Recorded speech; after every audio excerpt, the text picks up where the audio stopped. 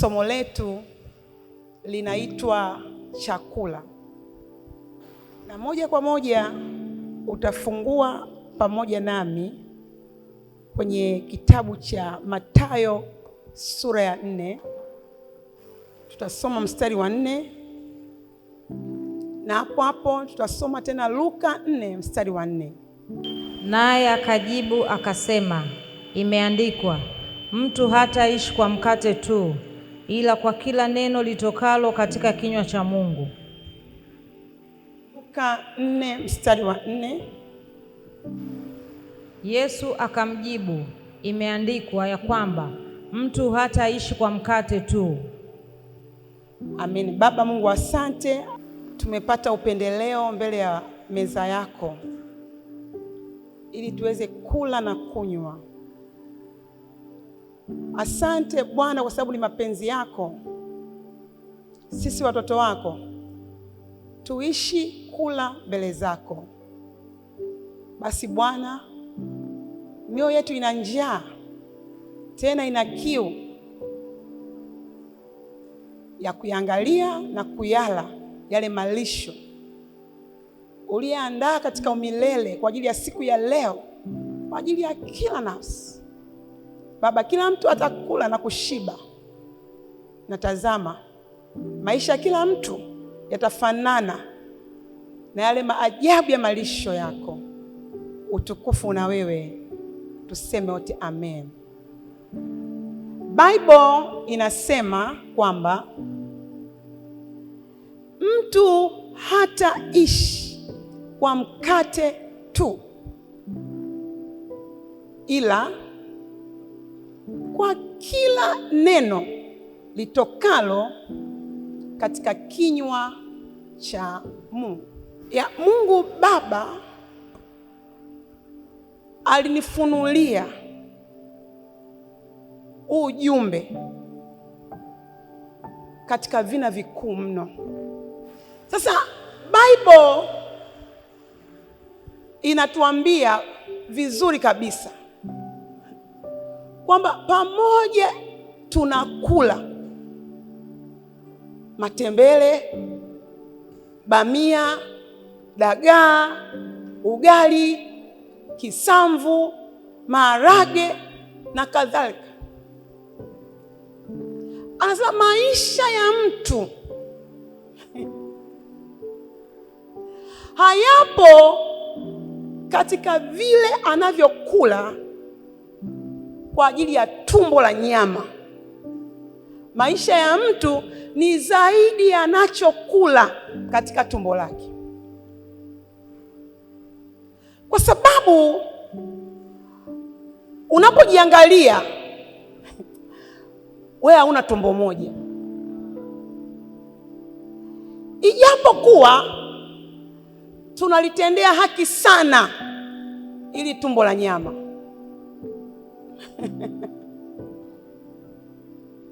Lakini sisi hatuna tumbo moja. Sisi tuna tumbo zaidi ya tumbo.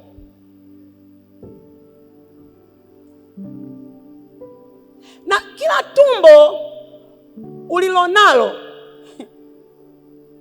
tumbo ni kwa ajili ya chakula.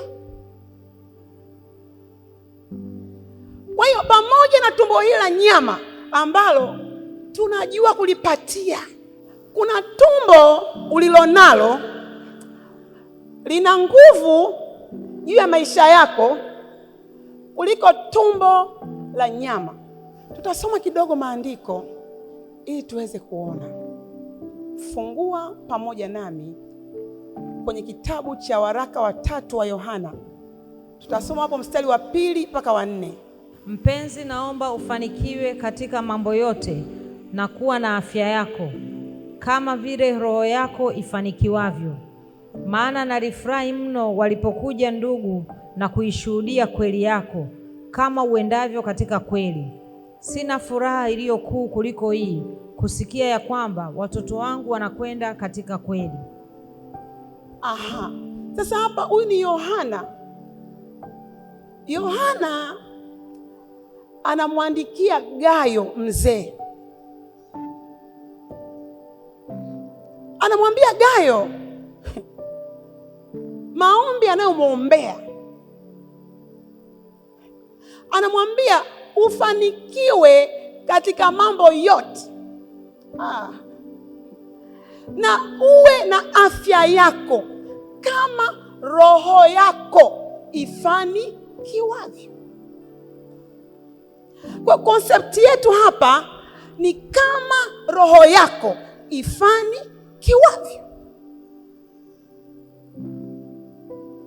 Sasa nataka tuongelee aina ya matumbo tulionayo. Tumbo la kwanza ulilonalo ni tumbo la mwilini ambalo linahitaji kula vyakula vinavyozaliwa na udongo.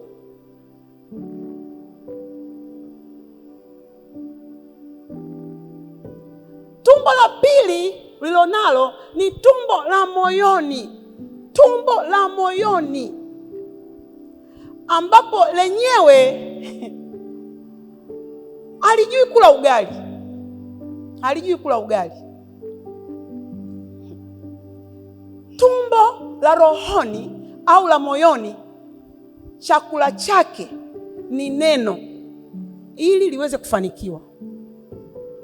Ukililisha vingine, hilo tumbo huharibika. Tumbo la tatu analo tu mwanamke.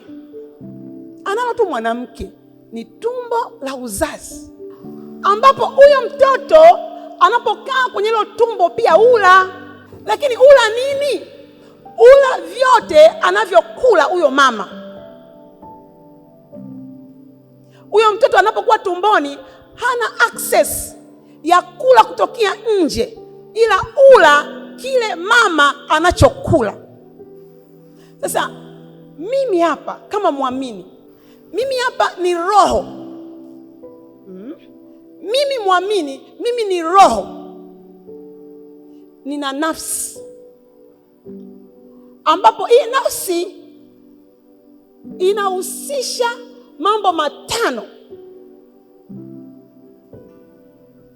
Kwenye nafsi ndipo ambapo tunaona kuna akili, kuna mawazo. Kwenye nafsi kuna hisia. Kwenye nafsi kuna maamuzi. Na mwisho kwenye nafsi kuna kumbukumbu.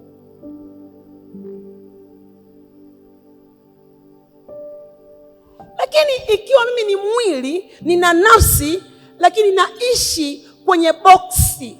Kwenye boksi linaitwa mwili. Sasa ninapojiangalia, ninaanza kuona mwili wangu una tumbo lake na una vyakula vyake, na moyo wangu na roho yangu ina tumbo lake, ambapo na lenyewe lina aina ya vyakula vyake. Ila vyakula vya yule mtu wa rohoni sio zao la udongo. Vyakula vya yule wa rohoni vinaandaliwa na Baba Mungu, vinatengenezwa na Baba Mungu, vinakamilishwa na Baba Mungu, vinaletwa kwetu na Baba Mungu. Ndio maana sisi watakatifu tunaitwa kondoo wa malisho yake. Tunapozaliwa mara ya pili, umezaliwa. Tasoma mwenyewe kwenye Petro wa kwanza 2:2. Anasema kama watoto wachanga mliozaliwa sasa, yatamanini maziwa ya akili yasiyogoshiwa, ili kwa hayo mpate kukulia wokovu. Punde tunapozaliwa tunatambulishwa kwenye kula. Kama vile mtoto mchanga wa mwilini anapozaliwa, unashangaa akiwa tumboni alikuwa hali chakula kupitia mdomoni. Chakula chake kilikuwa kinapita kwenye kitovu chake. Lakini unapozaliwa, swala kitovu linafungwa, mfumo wake unaishia hapo. Tumbo au kitovu hakitatumika tena kupitisha chakula cha mtoto. Mfumo sasa ni wa mdomoni. Lakini kwa miezi 9 mtoto alikuwa anakula kupitia njia tofauti. Lakini anapozaliwa tu hajaenda kozi. Jehova, au nyinyi mnawapigaga kozi? Hajaenda kozi, hajapewa semina, hamna conference, hamna kikao. Mtoto yule, my Lord, God. Alafu ukimwekea kitu hapo inaenda Jehova. Alafu anakuwa mtaalamu wa kuchukua. Alafu anafika viwango, akianza kuvuta anasikia raha. Unaona kidole kakiinua. Haleluya. Wengi hamkumbuki. Si lakini tunaona wengine nao ilikuwa hivyo ndio maana. Kwa tunapozaliwa katika ulimwengu wa roho oh Jehova anazungumza kitu very sensitive. Anasema yatamanini. Yaani sio kwamba ninakunywa tu maziwa vyovyote, bali ninakunywa kwa shauku, kwa kupenda, kwa kuhitaji. Moyo wangu unasumbuka, sitatulia mpaka nipate hayo maziwa. Ndio maelekezo ya mbingu. Kwa tunaanza kuyatamani maziwa yasiyogoshiwa, lakini tunapoanza kuyatamani maziwa yasiyogoshiwa, ndio mfumo wa kula vya kiroho umeanza, ambapo mfumo hautakaa ukatike siku zako zote za kuishi na Bwana. Kwamba mwili ni wa chakula. Amini, mwili nguvu yake ni chakula. Ukitaka kuona mwili wako umechangamka, kula. Ukitaka kuona mwili wako una nguvu, kula. Ukitaka kuona mwili wako unaweza kufanya mambo yake, kula. Kwa sababu mwili unapopata chakula unakuwa active. Sasa mimi nikaangalia kama siku 7 tumbo limekosa chakula chake, alafu mwili ukawa hivi dhaifu. Sasa nikaanza kujipima. Hii ni tumbo moja, lakini mimi sio mtu wa tumbo moja. Nina tumbo zaidi ya moja. Nina tumbo lingine la kiroho, na lenyewe likikosa chakula lina act the same, lina madhara the same. Nikaanza kuona kama nilikosa chakula, mwili wangu ukawa dhaifu, ukawa mnyonge, ukawa siwezi kuongea, ukawa sina nguvu, ukawa kila kitu niko hapo chini, hamna kitu kinaendelea, kwa sababu nimekosa chakula siku 7. Nikasema kama roho yangu, tumbo la roho yangu likikosa chakula siku 7, ina maana huyu mtu wa rohoni naye anakuwa dhaifu the same kama mimi ninavyokuwa dhaifu nikikosa chakula cha mwili wangu. Huyu mtu wa rohoni anapokosa chakula chake, leo kakosa, kesho kakosa, kesho kutwa kakosa, wiki nzima kakosa, huyo mtu wa rohoni anakuwa dhaifu mno. Ndio maana unaanza kuona, kwa sababu hamna mlo, hamna chakula, unaanza kuwa dhaifu. Mtu akisema una panic. Usiposalimiwa una panic. Kitu kitokea unakuwa mwoga. Kila jambo unajiona ufai. Kila mahali unakuwa mdogo. Hiyo ni issue, sio mtu mbaya yeyote, ila hali inakuwa hivyo kwa sababu ya kukosa mlo wa ndani.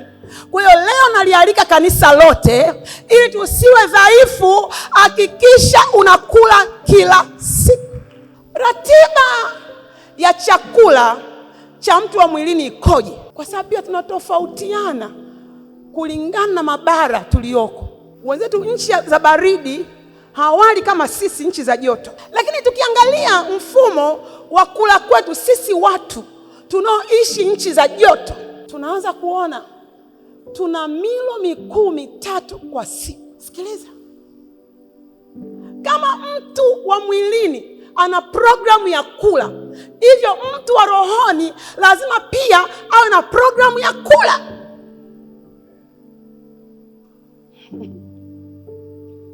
Ukumbuke mtu wa mwilini ale alavyo hana nguvu ya kufanikisha hali ya roho yake. Ila mtu wa rohoni anapokula anasababisha mafanikio mpaka katika tumbo lake la mwilini na hali yake ya mwilini. Kwa tunapoweka mizani mahali tunapotakiwa tuwekeze kula, ni kwa habari ya hali za roho zetu. Utu wetu wa ndani lazima tuupe malisho, wala kusema kwamba niweke muoanisho kwamba mtu wa mwilini anakula mara 3 kwa siku, basi na mimi mtu wa rohoni niseme kwa sababu mwilini nakula mara 3, basi na rohoni ile mara 3. Kama mwilini nakula mara 3, Jehova, mwilini rohoni inatakiwa idabo.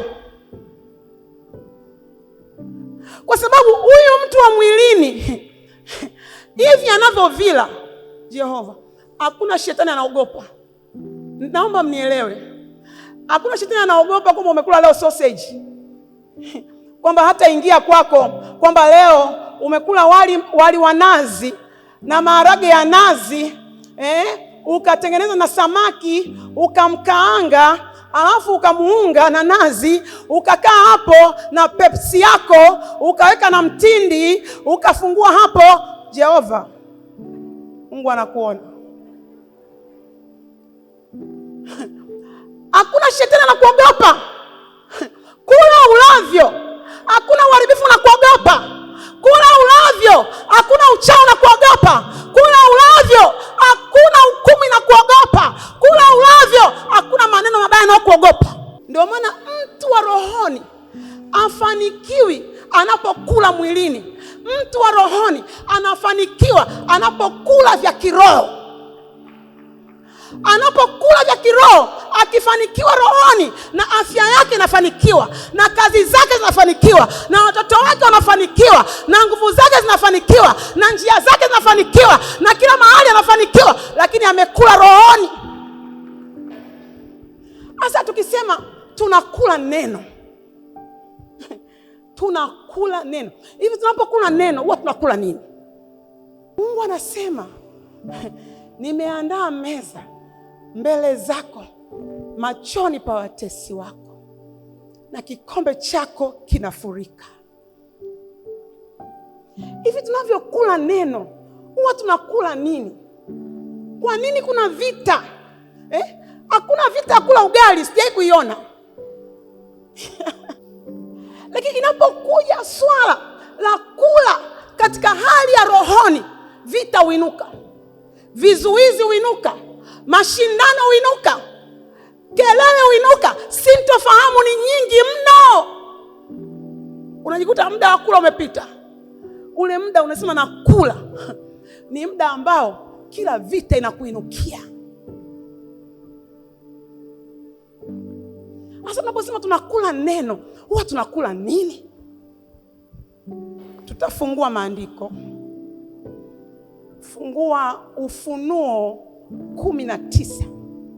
Ufunuo 19 na mstari wa 13. Tusome, mtumishi wa Bwana. Naye amevikwa vazi lililochovywa katika damu, na jina lake aitwa Neno la Mungu.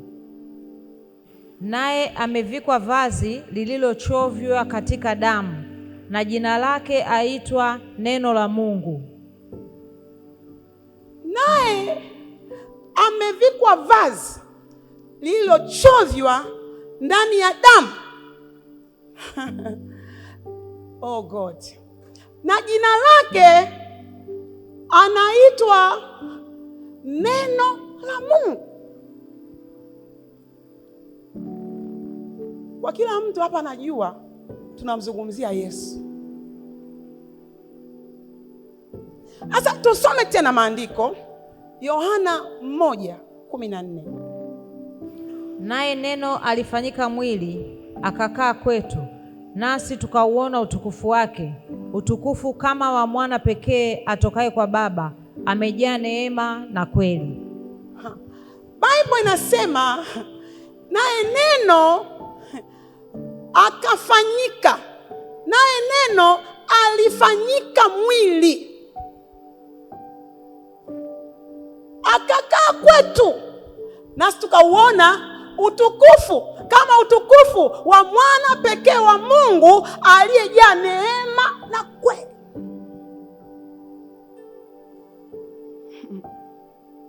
Anataka kutuambia nini?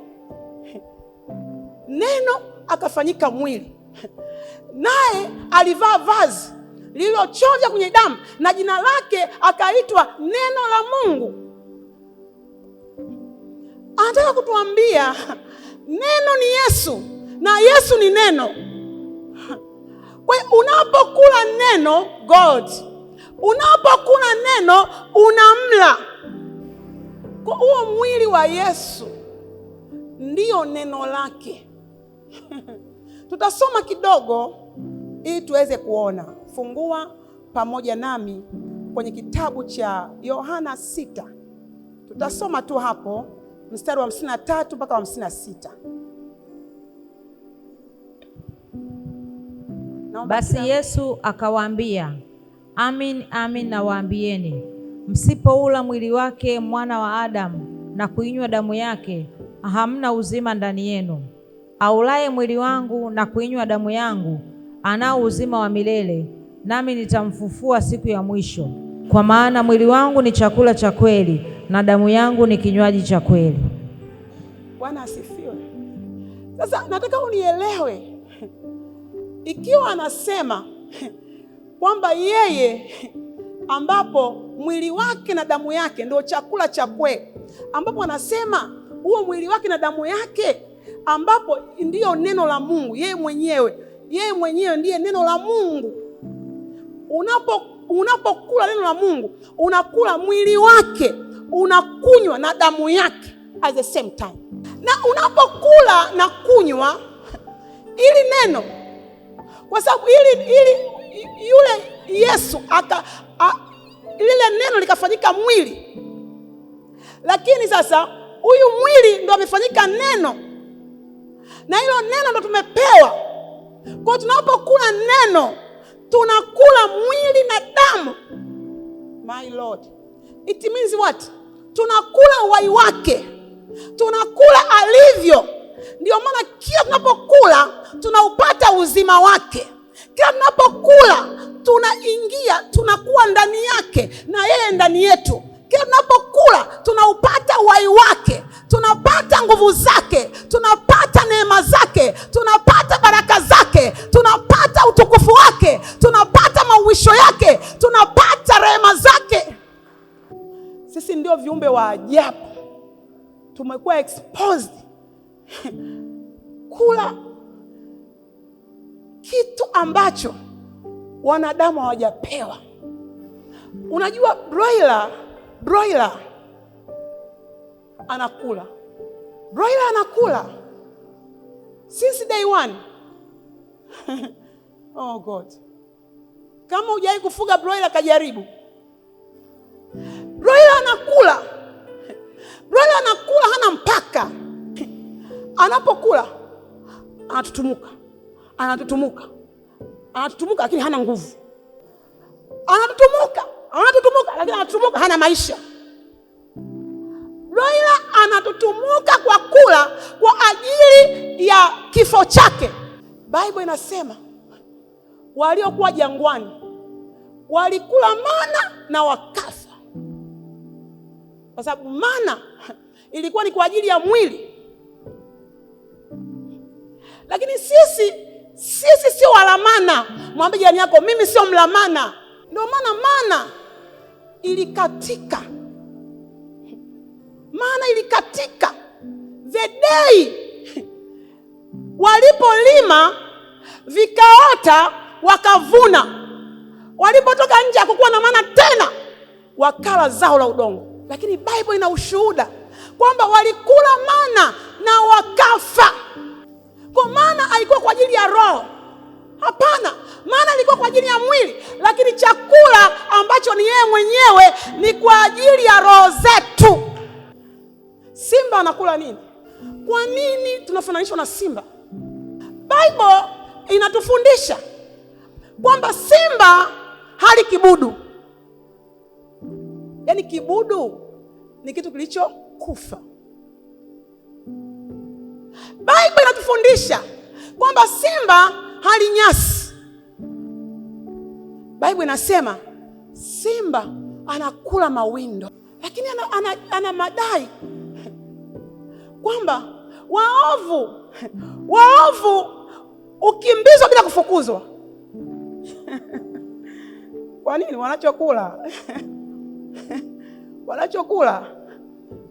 Wanachokula kinawafanya hawezi kukabili. Waovu ukimbizwa bila kufukuzwa. Alafu mimi nataka tu wewe utimue mbio. Hamna mtu anakufukuza. Yaani wewe timua tu. Unajua yani ile mtu unatimua mbio kama kuna kitu kinakufukuza, lakini hujafukuzwa. Yaani kama vile kuna watu wanasema mwizi huyo, lakini hawapo. Ila wewe unatimua. Watu wakikuangalia hivi, kinachomfanya atimue mbio nini? Wanakitafuta hawakioni. Kwa nini? Anatimua mbio kwa sababu ya hali ya moyo wake. Hao wanaofukuza hawaonekani kwa macho, lakini kutokana na udhaifu alionao ndani, hata kama afukuzwi bado haoni yuko salama.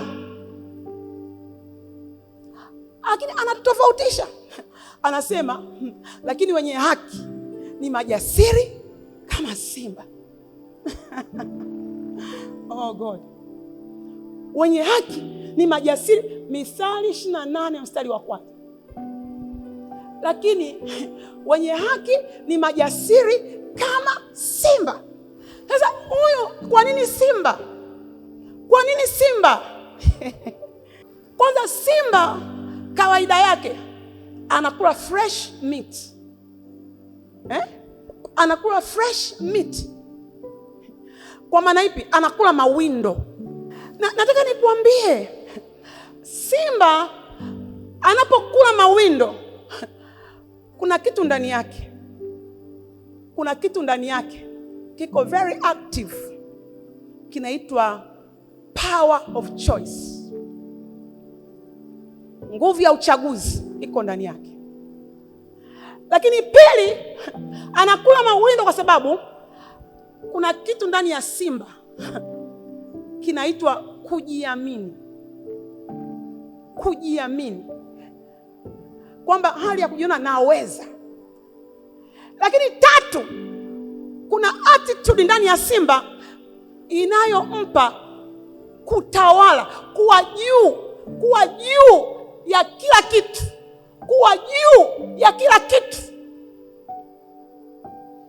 4, kuna hali ndani ya simba inayosema kwamba nikitaka lazima nipate. Kwa hiyo simba ana namna ya maisha, na namna hii ya maisha inazaliwa na namna ya chakula anachokula, kwa sababu simba anakula uhai. Lakini wewe hujapewa kula uhai wa mwanadamu, hujapewa kula uhai wa viumbe, hujapewa kula uhai wa nchi, umepewa kula uhai wa yeye aliyeumba kila kitu. Kwa hiyo wewe sio jasiri kama simba, lakini wewe ni zaidi katika ujasiri kuliko simba, unaweza kukabili ndani yako. Unapokula, kuna namna unatengeneza nguvu ambayo hakuna kitu unaweza kukipa kisogo, bali kila kitu unakikabili, aidha kije au kigaili, lakini kitakutana na wewe. Kwa ukiona unakimbia bila kufukuzwa, ishu ni mlo. Unakula maneno ya watu. Wewe unakulaje maneno ya watu? Unakulaje maneno ya watu? Biblia inasema neno langu ni taa, neno langu ni taa ya miguu yenu. Sasa neno la mwanadamu unatembea, unalichukua, unalifanyia kazi, unakaa nalo, linameng'enyuliwa kwenye hali ya utu wako wa ndani, ili hilo neno la wanadamu liwe wewe. Nataka nikwambie, utajikuta unakimbia bila kufukuzwa, kwa sababu umekula nini? Mwanadamu akiongea kama sio cha Mungu, mwachie, kwa sababu wewe hauli chochote. Wewe hauli chochote, hauli kibudu, hauli nyasi, hauli masazo. Wewe unakula fresh meat. God, ni majira ya kanisa kula. Mimi nataka nikwambie, hivyo ulivyo ni matokeo ya unachokula na unavyokula. Kwa hali ya hewa ya maisha yako inaweza kubadilika kama utaanza kula uhai wa Kristo, kwa sababu umepewa. Hauhitaji kula Nigeria wala Amerika wala India ili uweze kula kilichoandaliwa na mbingu. Pale pale ulipo, pale Goba, pale pale Kimara, pale pale Gongo la Mboto, unaweza kula unavyotaka usiku na mchana. Chakula ambacho mfalme hawezi kula, wenye fedha hawezi kula, wenye majina hawezi kula, lakini wewe umeinuliwa, umebarikiwa, umetengwa, umepewa nafasi, umepewa neema ya kula chakula cha mashujaa, neno la Mungu, uhai wake mwenyewe. Na aliona kanisa lisilo la kawaida. Nasema naliona kanisa lisilo la kawaida, kanisa liloamua kula na ule hata sasa, ili afya yako iwe njema, na ule hata sasa ili ufanikiwe, na ule hata sasa ili uwe imara, na ule hata sasa ili uwe na akili ya Mungu, na ule hata sasa ili utofautishwe, na ule hata sasa ili ushinde mazingira yako. Biblia inasema kwa wanaopotea neno la Mungu ni upuuzi, lakini kwetu sisi neno la Mungu ni nguvu za Mungu. Kwa tunapokula, tunakula nguvu.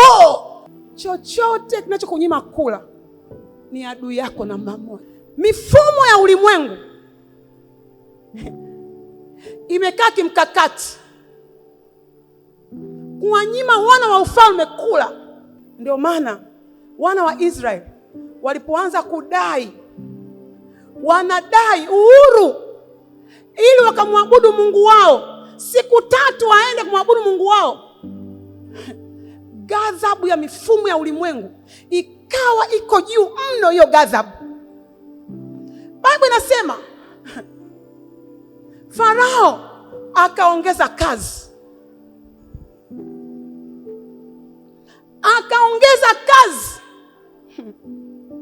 akasema hichi nilichokuwa nawatafutia ili kiwape wepesi kwenye kazi sitawapa, mtaenda kukitafuta wenyewe ili mje mzalishe matofali hapa. Sitawapa. Akaongeza kazi ili awanyime haki ya kwenda kuabudu.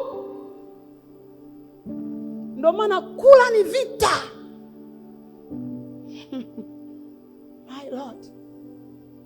Kitu kingine kinachonyima adui wa kula. Kitu kingine ni mifumo ya kidini. Mifumo ya kidini haimpi nafasi mwana wa Mungu kumjua Mungu katika Roho Mtakatifu.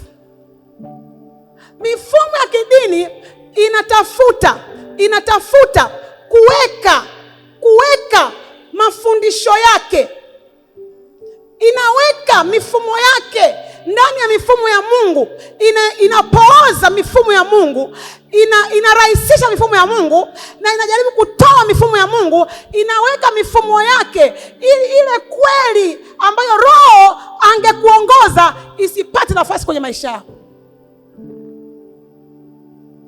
Ndio utasikia sasa mafundisho yamepotoka. Watu wanakuja kanisani ili wapate. Na mimi nikitaka watu wengi lazima nijitegeshe, nisiwafundishe kweli ili niwape mnaoyataka. Kwa najua mnataka nini? Mnataka mchumba, mnataka gari, mnataka nyumba, mnataka nini?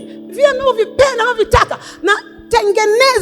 Natengeneza namna ya kushibisha akili zenu, na nifundishe mafundisho ambavyo akili zenu zitafurahi. Lakini malisho ya Mungu hayako hivyo. Tutasoma kidogo Ezekieli 3:1-3. Mwanadamu, kula uonacho, kula gombo hili, kisha enenda ukaseme na wana wa Israeli. Basi nikafunua kinywa changu, naye akanilisha lile gombo. Akaniambia, mwanadamu, lisha tumbo lako, ulijaze tumbo lako kwa hili gombo nikupalo. Ndipo nikalila, nalo kinywani mwangu lilikuwa tamu kama utamu wa asali. Bwana Yesu asifiwe. Biblia inasema na tumboni mwangu, na kinywani mwangu likawa tamu. Likawa tamu kama sega la asali. Tusome sasa Ufunuo 10:9-10. Nikamwendea malaika yule nikamwambia kwamba anipe kile kitabu kidogo. Akaniambia, kitwae ukile, nacho kitakutia uchungu tumboni mwako, bali katika kinywa chako kitakuwa kitamu kama asali. Nikakitwaa kile kitabu kidogo katika mkono wa malaika yule, nikakila, nacho kikawa kitamu kama asali kinywani mwangu, na nilipokwisha kukila, tumbo langu likatiwa uchungu. Bwana asifiwe. Tumbo lake likatiwa uchungu. Ndio kitu hakitokei, kwamba neno linakuja kwako mpaka unaanza kusikia kusumbuka ndani. Uovu unatafuta kutoka, udhaifu unatafuta kutoka, kunakuwa na vita, mashindano ndani, kuna uchungu. Sasa ndio unasikia kulia. Lakini dini inakufundisha tu ufurahie. Linalozuia kula, jambo la 3, hali ya mazoea inayofanya kazi kwa kuridhika. Kwa sababu unakwambia unapokula utashangaa, alivyo ndivyo ulivyo. Unashangaa zile asili za kibinadamu za urithi kuwa kama watu mliozaliwa nao. Wewe unaanza kuwa tofauti, unakuwa tofauti. Ndio maana Biblia inasema mtu anapokuwa ndani ya Kristo anakuwa kiumbe gani? Anakuwa kiumbe kipya. Unachokula. Kwa kuna hali ya mazoea. Hiyo hali ya mazoea na ipigwe kwa jina la Yesu. Kwa sababu unazoea.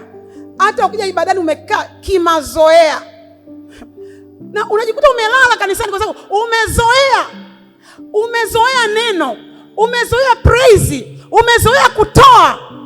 Unafanya vitu havina maana. Ni majira ya roho zetu kufanikiwa kwa kula mlo ambaye ni uhai wake. Mimi nataka nikuambie njia zako zote zitafunguka. Unahitaji kujipimia. Unahitaji kujipimia.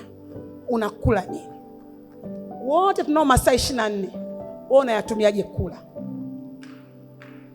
Hapo ndo kuna ushindi, kuna neema, kuna macho kufunguka. Kuna furaha ya ajabu. God. Kuna nguvu ya kushinda kila mahali. Kuna mbingu kwenye maisha yako. Sijui nikuambiaje, siwezi kumaliza.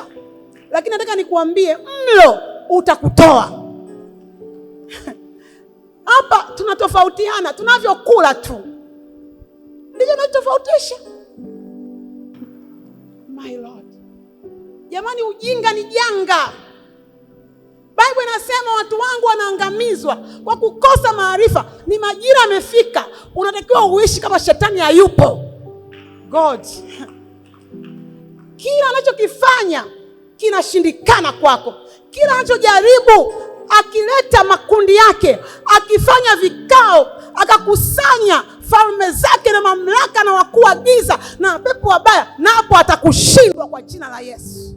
Oh Jehova, akiwatumia wa karibu atashindwa, akitumia sauti ya mgeni atashindwa, akitumia hekima za kibinadamu atashindwa, akija kwa siri atashindwa, akija kwa ndoto atashindwa. Naliona kanisa nalokula katika jina la Yesu. Naliona kanisa limeachiliwa ndani ya malisho. Oh, naliona kanisa natembea kwenye maandalio ya malisho ya Bwana.